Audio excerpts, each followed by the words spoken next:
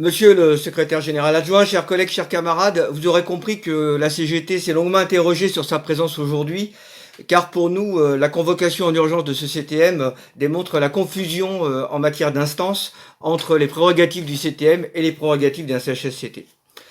Ces conditions de consultation démontrent qu'il n'y a pas une volonté de négociation du gouvernement et de la hiérarchie du ministère, et que, de fait, c'est un passage en force qui relève d'une forme d'autoritarisme et nous donne un peu une idée des modalités dans lesquelles vont être consultés les groupes de travail, les COHS et les CHSCT sur les plans de retour à l'activité.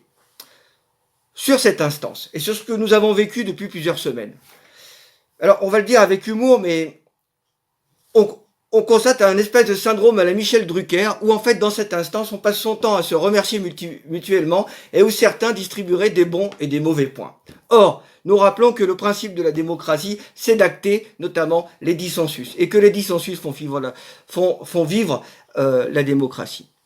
Et rappelons-le, et on l'avait déjà dit il y a 2 jours, dans la fonction publique, l'employeur a une obligation de sécurité de résultat.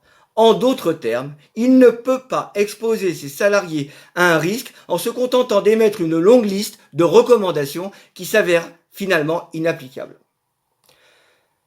Quant à la responsabilité des organisations syndicales, et ce que nous avons entendu aujourd'hui et dans les instances précédentes, nous laissons les organisations syndicales soi-disant responsables à leur pragmatisme et à leur manichéisme.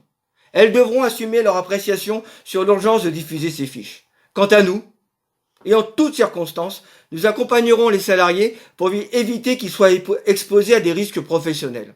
Et dans les circonstances actuelles, nous ne ferons pas communauté avec notre employeur. Nous ferons communauté avec les salariés, car en la matière, leurs intérêts sont divergents avec leur employeur, le ministère de l'Agriculture et au-delà le gouvernement.